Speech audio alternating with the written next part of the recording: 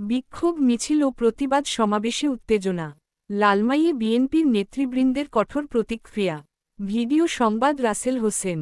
কুমিল্লা ৬ আসনের বিএনপি মনোনীত প্রার্থী বর্ষিয়ান রাজনীতিবিদ আলহাজ মনিরুল হক চৌধুরীকে নিয়ে কুমিল্লা দক্ষিণ জেলা স্বেচ্ছাসেবক দলের সদস্য সচিব মোহাম্মদ আনোয়ার হোসেনের কুরুচিপূর্ণ বক্তব্যের প্রতিবাদে লালমাই উপজেলার ভুসচি বাজারে বিক্ষোভ ও জারো মিছিল অনুষ্ঠিত হয়েছে।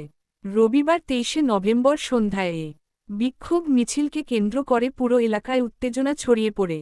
উপজেলা বিএনপি ও অঙ্গ সংগঠনের নেতাকর্মীরা বিক্ষোভ মিছিল শেষে প্রতিবাদ সমাবেশ করেন।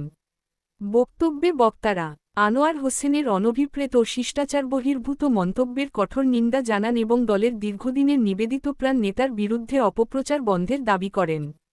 প্রতিবাদ সমাবেশে বক্তব্য রাখেন ভুলিন দক্ষিণ ইউনিয়ন বিএনপির সদস্য সচিব নিজাম উদ্দিন, যুবদল নেতা মানিক, স্বেচ্ছাসেবক দল নেতা ডাক্তার ফজলে রহমান মিন্টু, যুবদল নেতা মোশাররফ হোসেন, বিএনপি নেতা মামুন, লালমাই উপজেলা বিএনপির যুগ্ম আহ্বায়ক জনাব ফরহাদ উদ্দিন, মৎস্য দলের সাংগঠনিক সম্পাদক নুরুল ইসলাম।